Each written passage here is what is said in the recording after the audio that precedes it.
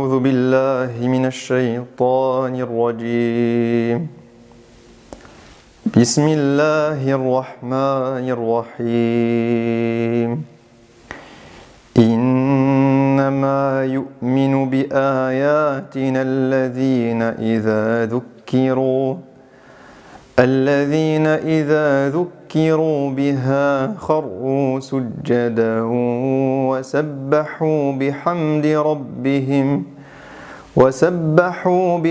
ربهم وهم لا يستكبرون. الحمد لله والصلاة والسلام ala Rasulillah. Assalamu alaikum. Nous sommes avec le verset 15 de Surat As-Sajda. Ce verset nous décrit les croyants.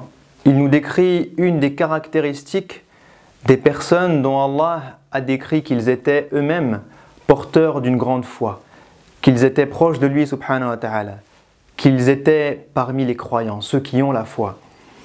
Et il les décrit comme étant des personnes qui sont ceux qui ont cette caractéristique-là. Innama yu'minu bi ayatina. Nous décidons, Allah décide de nous dire que ceux qui ont réellement la foi sont ceux qui ont cette caractéristique. Mais quelle est cette caractéristique? Mais quel est cet attribut qui nous permet de savoir qu'à un certain moment de notre vie, nous avons une grande foi et une proximité avec Allah subhanahu wa ta'ala. Il nous dit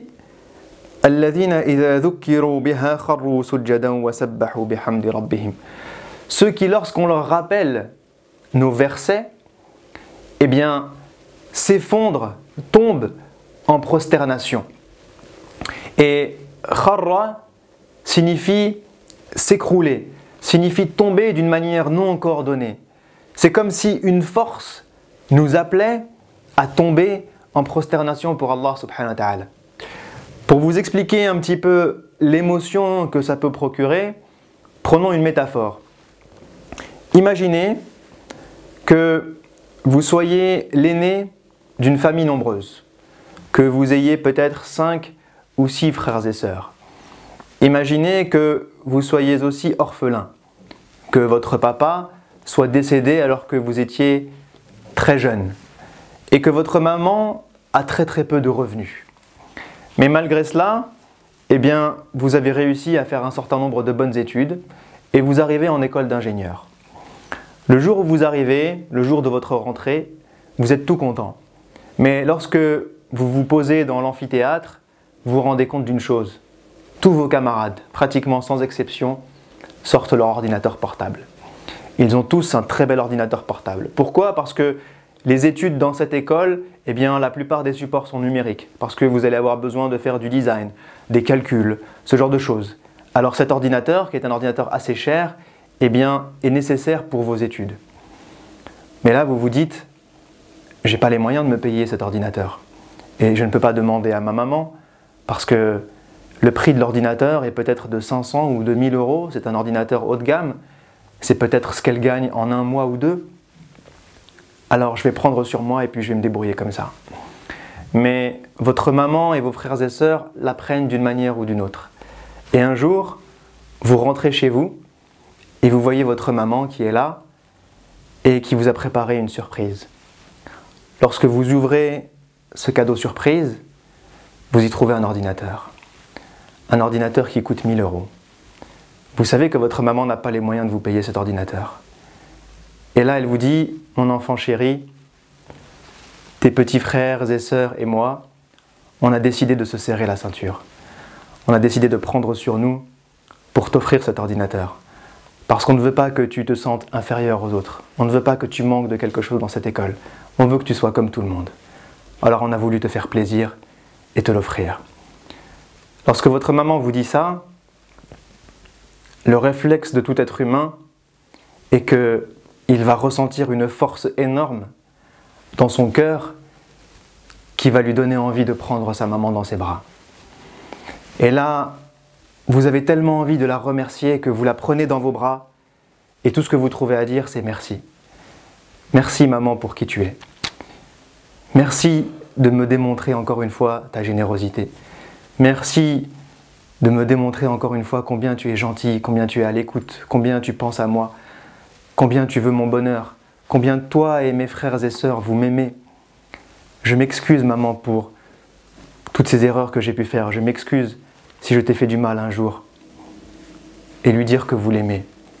Merci pour qui tu es.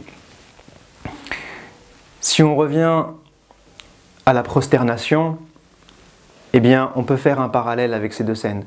Allah nous dit que ceux qui croient de manière profonde et sincère sont ceux qui, lorsqu'ils entendent, lorsqu'on leur rappelle les versets d'Allah subhanahu wa ta'ala, eh bien, s'écroulent en prosternation. Lorsque vous entendez les versets d'Allah subhanahu wa ta'ala, ces versets vous rappellent tout un tas de choses.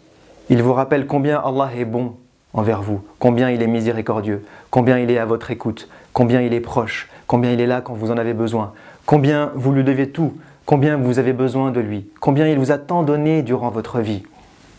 Tout ça, vous vous en rappelez. Et les versets sont une démonstration de ça. Tout comme votre maman vous fait une démonstration de sa générosité et de son amour quand elle prend sur elle et qu'elle vous offre ce cadeau. Eh bien, les versets d'Allah subhanahu wa ta'ala sont une démonstration et nous rappellent combien Allah subhanahu wa ta'ala nous aime et combien il est là pour nous. Et tout comme vous sentez une force énorme qui vous donne envie de prendre votre maman dans les bras et de lui dire merci pour qui tu es, alors lorsque vous entendez les versets d'Allah subhanahu wa ta'ala, que vous vous rappelez combien vous lui êtes redevable, vous sentez une force énorme dans votre cœur qui vous donne une seule envie, c'est de vous écrouler, de vous effondrer dans les bras d'Allah subhanahu wa ta'ala, de vous effondrer en prosternation, de vous effondrer pour lui dire « Ya Rabbi, merci pour qui tu es. Merci d'être celui que tu es. » Et Allah nous dit « وَسَبَّحُوا بِحَمْدِ رَبِّهِمْ » Ils déclarent la grandeur d'Allah subhanahu wa ta'ala lorsqu'ils sont en prosternation. Ils déclarent la grandeur d'Allah subhanahu wa ta'ala en le remerciant. Lorsqu'ils remercient Allah, ils sont en vérité en train de le remercier et de déclarer sa grandeur en même temps. Ils lui disent « Ya Rabbi, merci pour qui tu es. Ya Rabbi, merci pour tout ce que tu m'as donné. Merci d'être toujours là pour moi. Merci d'être celui qui m'accompagne dans chacune de mes difficultés. Merci d'être celui qui soulage mon cœur. Merci d'être celui qui m'a guidé. Merci d'être celui qui m'aide lorsque j'ai des problèmes. Merci d'être celui qui m'a toujours donné la réussite lorsque j'avais des projets, lorsque je voulais réussir dans ma vie. Merci d'être celui qui me pardonnera le jour du jugement. Merci d'être celui qui me fera rentrer au paradis. Merci d'être qui tu es, Ya Rabb. Merci d'être qui tu es. وَسَبَّحُوا بِحَمْدِ رَبِّهِمْ وَهُمْ لَا يَسْتَكْبِرُونَ. Et ils vont vers Allah en étant tout petits. Comme lorsque vous allez vers votre maman qui vous fait une énorme démonstration de générosité. Vous y allez en étant tout petit, en lui disant « Excuse-moi si j'ai commis des erreurs. Tu me démontres encore une fois que tellement tu es grande, tellement tu es belle, tellement tu es aimante. » Et lorsqu'on entend les versets d'Allah subhanahu wa ta'ala, cette force nous attire vers le sol et fait qu'on se prosterne pour Allah subhanahu wa ta'ala et qu'on lui dit merci en sentant combien est-ce qu'on est petit, combien est-ce qu'on est faible et combien est-ce qu'on a besoin de lui subhanahu wa ta'ala. Et pour finir, ce moment que vous vivez, parce que c'est un moment indescriptible, c'est juste un moment qui doit se vivre. Ce moment que vous vivez est un moment de pur bonheur, un moment de pure proximité. Parce que lorsque votre maman vous montre cet énorme amour et générosité, que vous la prenez dans vos bras, lorsque vous pleurez dans ses bras, eh bien vous êtes bien. Vous ne vous sentez jamais aussi proche de votre maman qu'à ce moment-là. Vous ne vous sentez jamais aussi apaisé qu'à ce moment-là. Jamais aussi heureux dans votre vie qu'à ce moment-là.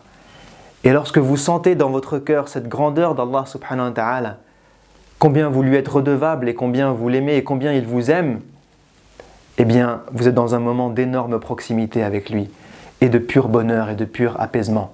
Lorsque vous êtes prosterné devant Allah subhanahu wa ta'ala, ce n'est pas pour rien que le prophète sallallahu alayhi wa sallam nous apprend que le moment où le croyant est le plus proche de son Seigneur est lorsqu'il est en prosternation. C'est parce que lorsque mon corps, mon esprit et mon cœur se prosternent à Allah subhanahu wa ta'ala, c'est un moment où je me sens proche de lui.